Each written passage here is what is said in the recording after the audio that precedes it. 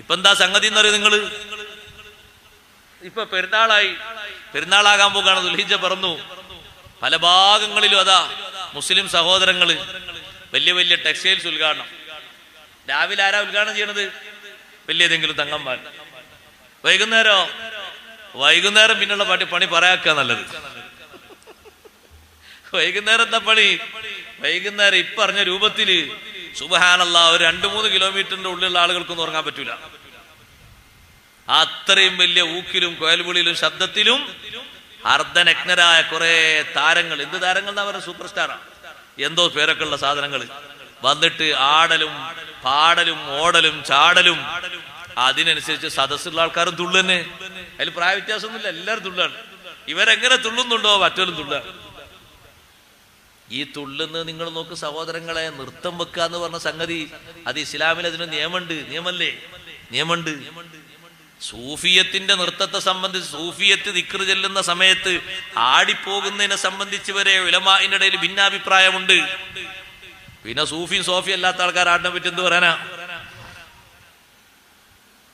ഇപ്പൊ നമ്മളെ മക്കളൊക്കെ അതാ ടൂറ് പോകല്ലേ. ഉമ്മമാര് ശരിക്കും ശ്രദ്ധിക്കണം. ടൂറിന് പറഞ്ഞേക്കാണ് 10,000-20,000 കൊടുത്തിട്ട് ഇവിടുന്ന് അങ്ങോട്ടും അവിടുന്ന് ഇങ്ങോട്ടും ഫുള്ള് ബസ്സിൽ ആൺകുട്ടികളും പെൺകുട്ടികളും നൃത്തം വെക്കാണ് പാട്ടിനനുസരിച്ച്. എങ്ങനെയാണോ മുട്ട് വരുന്നത് മുട്ടിനനുസരിച്ചാണ് നൃത്തം. മുട്ട് നല്ല കനത്തിലാണ് നൃത്തം. അപ്പൊ പിന്നെ അപ്പുറത്തും ഇപ്പുറത്തും ചാരാനും ഒന്ന് ചാരുന്നത് മണക്കാനും അതിന്റെ സുഖം കൊള്ളാനൊക്കെ കഴിയും. മുട്ട് കൂടുമ്പോ അങ്ങനെയാണല്ലോ, അതിനനുസരിച്ച് തുള്ളാണ്. അപ്പൊ നിങ്ങൾ എവിടുന്ന അവസ്ഥ ഇത് കണ്ടുന്നോ? നമ്മൾ വരുന്ന വഴിയിലൊക്കെ ബ്ലോക്ക് ഉണ്ടാവുമ്പോ അതല്ലേ കാണുന്ന കോലം. കല്യാണത്തിന് വന്നിട്ടുള്ള ബസ് തിരിച്ചു പോകുമ്പോഴും ഇതേ അവസ്ഥയാണ്. അവിടൊക്കെ അള്ളാഹുവിനെ അനുസരിക്കാൻ, അള്ളാഹുവിന്റെ റസൂലിനെ അനുസരിക്കാനുള്ള മാർഗം സ്വീകരിക്കണം. നബി സല്ലല്ലാഹു അലൈഹി വസല്ലമ തങ്ങൾ ആണും പെണ്ണും കൂടിക്കലരുന്നത് ഹറാമാക്കിയിട്ടില്ലേ? ഹറാമാക്കി പഠിപ്പിച്ചിട്ടില്ലേ? നിങ്ങൾ നോക്കി പരിപാടിക്ക് അതാ സഹോദരിമാര് മറ്റൊരു ഭാഗത്ത്, പുരുഷന്മാരൊരു ഭാഗത്ത്, അവിടെ ഒരു മറ കെട്ടിയിട്ടുണ്ട്. ഇങ്ങനെയല്ലേ നബി സല്ലല്ലാഹു അലൈഹി വസല്ലം തങ്ങളും മുസല്ലൽ ഈദിൽ വെച്ച് വാള് പറഞ്ഞത്? ആണും പെണ്ണും കലർന്നിരുന്നിട്ടാണോ? അല്ല. പക്ഷേ ഉപ്പമാരെ ഉമ്മമാരെ അനുസരണം നിക്കാഹിന് മാറിക്കൂടാ. ഓഡിറ്റോറിയം കല്യാണത്തിന് നിയമം പിച്ച് ചീന്തിക്കൂടാ. ആണിന് വേറെ പെണ്ണിന് വേറെ സൗകര്യങ്ങളൊക്കെ ഉണ്ടെങ്കിലും നിങ്ങളാണോ കല്യാണത്തിന്റെ തലവനായിട്ട് കുടുംബനാഥനായി വർത്തിക്കുന്നത്?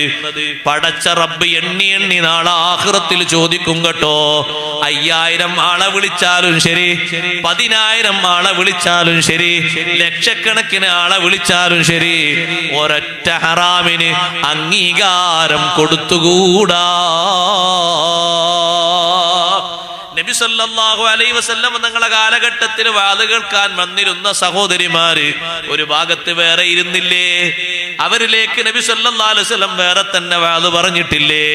അവരടുത്തേക്ക് സംഭാവന പിരിക്കാൻ വേണ്ടി ബിലാൽ റളിയല്ലാഹു അൻഹു പോയത് ഹദീസിലില്ലേ? ആണും പെണ്ണും ഒരുമിച്ച് ഇടകലർന്നാണോ ഇരുന്നത്? അല്ലേ? അല്ല. അള്ളാഹുവിന്റെ റസൂലിനെ അനുസരിക്കണം. നബി സല്ലല്ലാഹു അലൈഹി വസല്ലം തങ്ങൾ പഠിപ്പിച്ച ദീന് പിച്ചി ചീന്തുന്നൊരു മുസ്ലിം ആകരുത്. അള്ളാഹുവിന്റെ റസൂല് പഠിപ്പിച്ച ഹറാം ഹറാമായിട്ട് തന്നെ കാണുന്നവനാകണം. നഊദു ബില്ലാഹ്. സൽക്കാരത്തിന് വന്നിരിക്കുന്ന ആളുകള് ഏതോ നാട്ടിലുള്ള ആണും പെണ്ണുമാണ്. ഒരു മേശക്ക് ചുറ്റും ഇരുന്ന് ഭംഗിയായി ഭക്ഷണം കഴിക്കുന്നു. അപ്പൊ എന്താ സഹോദരിമാര് പറഞ്ഞെന്നറിയോ? ഇവിടെ ഇരുന്നിട്ട് ഇപ്പൊ ഒരു ഭക്ഷണം കഴിച്ചു എന്ന് പറഞ്ഞിട്ട് ഇപ്പൊ എന്ത് വരാനാണ്? നമ്മളിവിടെ പിടിക്കാനും തള്ളാനും എന്താനൊന്നും പോകുന്നില്ലല്ലോ. എങ്ങനെയുണ്ട് ന്യായോ? നമ്മളിവിടെ അങ്ങോട്ടും ഇങ്ങോട്ടും ചാരാനൊന്നും പോകുന്ന ഒരു കസേരയിൽ അവിടെ ഇരുന്നു, മറ്റേ കസേര മറ്റാളും ഇവിടെ ഇരുന്നു, അത്രയല്ലേ ഉള്ളൂ. അതിനിപ്പോ എന്താ അത്ര പ്രശ്നം? അവര് യുക്തി കൊണ്ട് ചിന്തിക്കാണ്. അത് വലിയ പ്രശ്നമൊക്കെ ഉണ്ടോ? വലിയ പ്രശ്നമാക്കാൻ മാത്രം ഉണ്ടോ? അതൊക്കെ അഡ്ജസ്റ്റ്മെന്റ് ചെയ്താ പോരെ. നിയമത്തിലാണോ മാറ്റം? നിയമത്തിലാണോ സഹോദരങ്ങളെ മാറ്റം? കർശനമായി പഠിപ്പിച്ച നിയമം അങ്ങനെ തന്നെയല്ലേ സ്വഹാബത്ത് സ്വീകരിച്ചത്? സ്വർണമോതിരം ധരിച്ചു വന്ന സ്വഹാബിയോട് നരകത്തിന്റെ കനൽക്കട്ട കയ്യിൽ പിടിച്ചാണോ വന്നിരിക്കുന്നത് എന്ന് പറഞ്ഞപ്പോ അത് ഊരിക്കൊണ്ട് ആ സ്വഹാബി പുറത്തേക്ക് വലിച്ചെറിഞ്ഞു. ബാക്കിയുള്ള സ്വഹാബത്ത് തങ്ങൾ പോയ ശേഷം പറഞ്ഞില്ലേ, നിങ്ങൾ ധരിക്കണ്ടെന്നാണ് തങ്ങൾ പറഞ്ഞത്, അത് ഒഴിവാക്കണ്ട, അതെടുത്തിട്ട് നിങ്ങൾക്ക് വിൽപ്പന നടത്താം, അല്ലെങ്കിൽ ഭാര്യക്കോ മറ്റോ കൊടുക്കാം. നരകത്തിന്റെ കനൽക്കട്ട കയ്യിൽ പിടിച്ചാണോ വന്നത് എന്ന് ചോദിച്ചിട്ട് ഞാനത് വലിച്ചെറിഞ്ഞോ, എനിക്കത് വേണ്ടേ വേണ്ട. ന്യായങ്ങൾ ഒപ്പിച്ചുകൊണ്ട് നിയമത്തിന് ഭംഗി കുറക്കരുത്. സുബ്ഹാന ജല്ല ജലാലുഹു. മുസ്ലിം സഹോദരന്മാര് സഹോദരിമാര് ശരിക്ക് ശ്രദ്ധിക്കണം.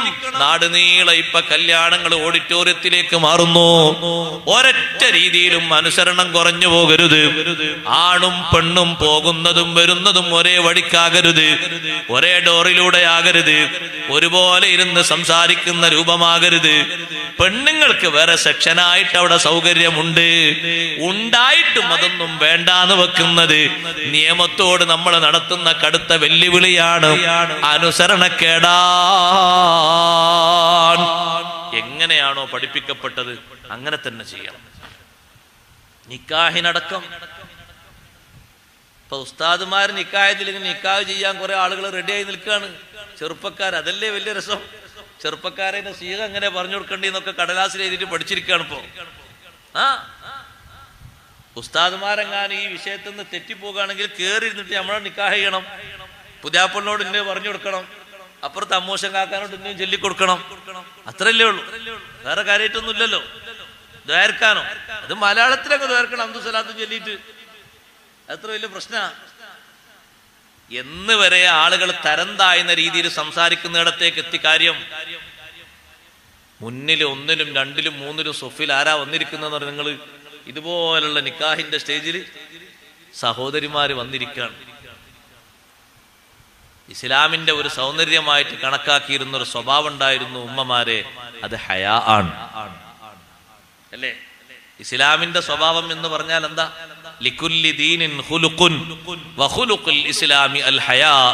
സ്വദഖ ശഫീഉനാ റസൂലുള്ളാഹി സ്വല്ലല്ലാഹു അലൈഹി വസല്ലം. എല്ലാ മതത്തിനും ഓരോ സ്വഭാവമുണ്ട്. ഇസ്ലാമിന്റെ സ്വഭാവം അൽ ഹയാ ഹയാ ആണ്, നാണമാണ്, ലജ്ജയാണ് ഇസ്ലാമിന്റെ സ്വഭാവം. ഒരാൾക്ക് നാണമുണ്ടായിട്ട് പലതും ചെയ്യാനും മടി കാണിച്ചുകൊണ്ട് ചില ആളുകളിലേക്ക് ഇറങ്ങാനും ചിലത് പറയാനും വിഷമം വന്നിട്ട് ഒരാള് മറ്റൊരാളെ ഉപദേശിക്കുന്നത് കണ്ടപ്പോ നബി സല്ലല്ലാഹു അലൈഹി വസല്ലം തങ്ങൾ പറഞ്ഞു, ഹയാഇന്റെ വിഷയത്തിൽ ഇങ്ങനെ ഉപദേശിച്ച് തിരുത്തണ്ട. അൽ ഹയാഉ ലാ യഅതി ഇല്ലാ ബിഖൈർ. ഹയാ കൊണ്ട് നന്മയെ ഉണ്ടാകൂ. നാണമുള്ള ആൾക്ക്, ലജ്ജയുള്ള ആൾക്ക് അയാളിൽ നിന്ന് നന്മയെ വരൂ.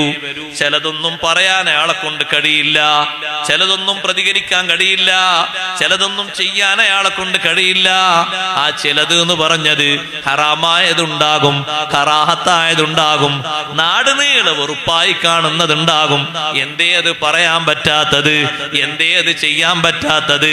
സൗകര്യങ്ങളില്ലാഞ്ഞിട്ടല്ല, സംവിധാനങ്ങൾ അനുവദിക്കാഞ്ഞിട്ടല്ല, ഉള്ളിലുള്ള ഈമാൻ കൊണ്ടാണ്.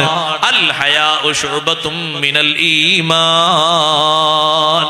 ഹയാ ഈമാൻ കാര്യങ്ങളിൽപ്പെട്ടൊരു കാര്യമാണ്.